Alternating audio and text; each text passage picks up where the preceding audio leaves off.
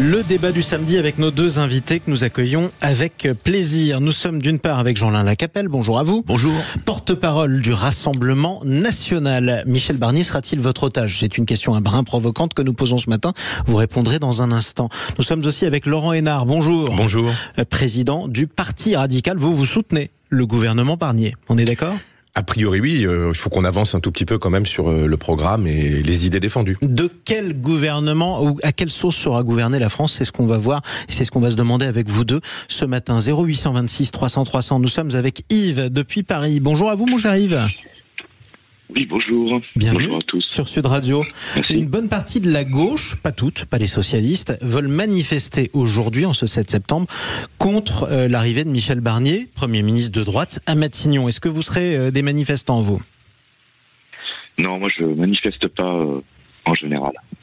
Qu'est-ce que vous pensez du gouvernement Barnier? Est-ce que ce sera un gouvernement de droite? Est-ce qu'il est légitime pour vous ou pas? Légitime, Michel Barnier a été nommé par le président. Bon, voilà d'où Michel Barnier tire sa légitimité. Après, est-ce qu'il aura une réalité politique? C'est une autre question. Je pense que c'est plutôt ça qui sera intéressant, c'est de voir à partir avec qui Michel Barnier va former le gouvernement. Je pense qu'il y aura des macronistes dedans, voire même des anciens ministres. C'est probable. C'est probable. Et que derrière, la question c'est est-ce qu'il ira jusqu'à intégrer des ministres du RN, des futurs ministres du RN, pour finalement pinguer un peu le RN et obliger le RN à être un peu plus pro-Macron que ce qu'il aurait pu être. Eh bien écoutez, si vous voulez, on a un membre du RN, on a même un porte-parole du Rassemblement National. On va lui poser la question tout de suite. Merci à vous, mon cher Yves, au 0826 300 300 depuis Paris. Bon, le Rassemblement National qui n'a pas dit qu'ils censurerait le gouvernement Barnier. En revanche, vous ne voulez pas y participer, Jean-Lin Lacapelle? Non, je crois que Marine Le Pen et Jean-Luc Mélenchon étaient très clairs là-dessus.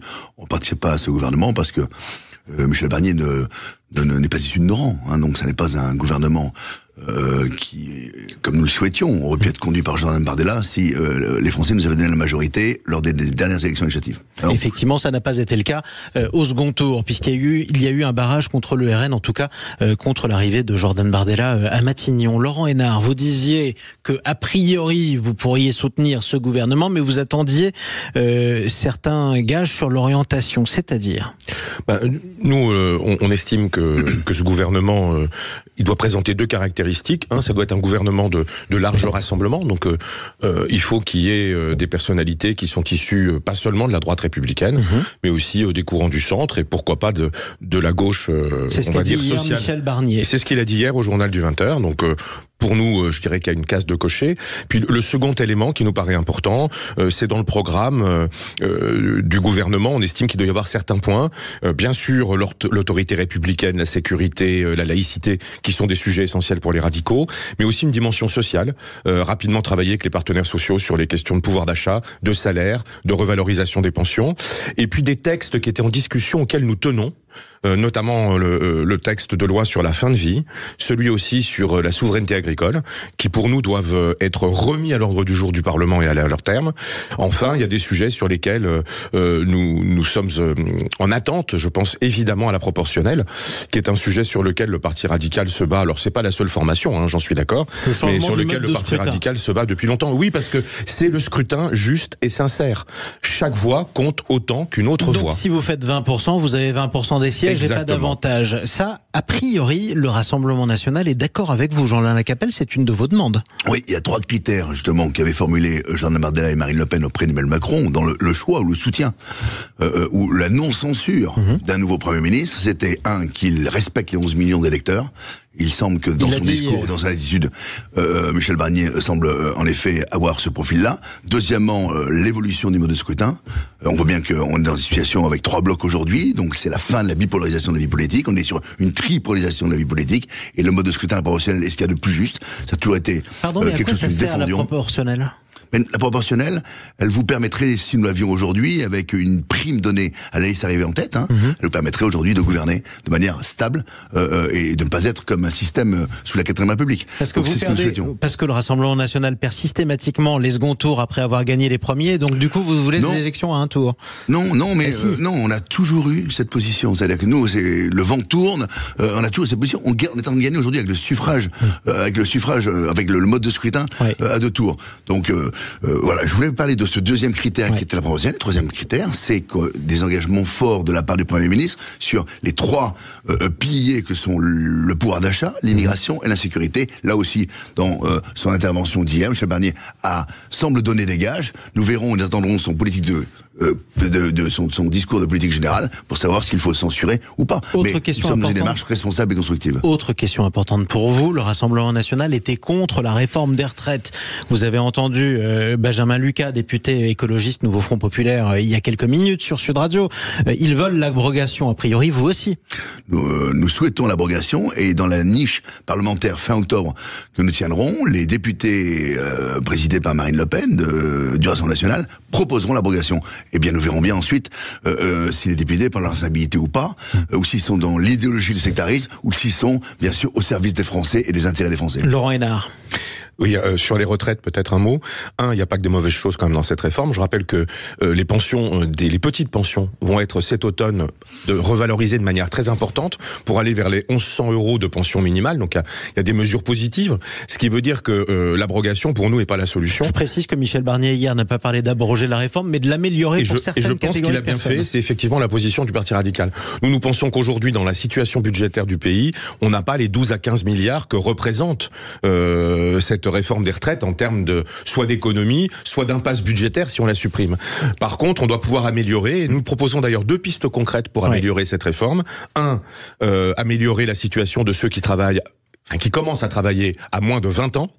Et 2, bien sûr, la situation des femmes au travail, notamment des mères isolées ou des mères dans des familles recomposées, dont on sait que la charge parentale les amène souvent à écarter leur carrière professionnelle et donc à réduire leur pension. Mauvaise retraite, par définition. Autre aspect très important, vous parliez des milliards. Justement, les dépenses publiques. Concrètement, quel qu'aurait été le gouvernement, il se serait retrouvé face à un trou dans les dépenses publiques. Hier, Michel Barnier a dit qu'il était attaché, je le cite très précisément, à davantage de justice fiscale. Ça doit vouloir dire quoi pour vous, Jean-Lin Lacapelle? Augmenter les impôts pour les plus riches? Est-ce que vous soutiendriez une politique pareille? La situation actuelle est catastrophique. On a 3 300 milliards de dettes et le budget qui devait avoir un déficit à hauteur de 4,1% l'année dernière, finalement on se retrouve avec 5,7%. Donc on n'est pas sur un dérapage, on est sur une sortie de route de la part d'Emmanuel Macron et des gouvernements. Qu'est-ce qu'on fait? Donc il s'agit pas de moins dépenser, il s'agit de mieux dépenser aussi. Et puis il y a des pistes d'amélioration. Il y a au milieu du salon l'immigration. Il faut qu'on arrête de ne pas voir cet éléphant qui coûte extrêmement cher. Donc il y a des pistes d'amélioration comme la suppression. Oui, mais la suppression de l'AME, par exemple, c'est 1 milliard. Voilà, 1,2 milliard. Voilà ce que l'on peut rendre aussi en français, parce que quand on a aujourd'hui 35% des Français qui ont du mal à boucler les fins de mois et qui surtout qui ont du mal à amortir leurs frais de santé, bien écoutez, je pense qu'il faut d'abord penser aux nôtres avant de penser aux autres. Vous parliez de l'AME, mais aussi il y a des niches, bien sûr, il y a des niches fiscales, 5 milliards qui sont donnés aujourd'hui aux armateurs. On a aujourd'hui la fraude sociale sur laquelle on n'a pas encore travaillé. Il y a les mineurs isolés qui coûtent 2 milliards aux collectivités. Il y a énormément de pistes aujourd'hui.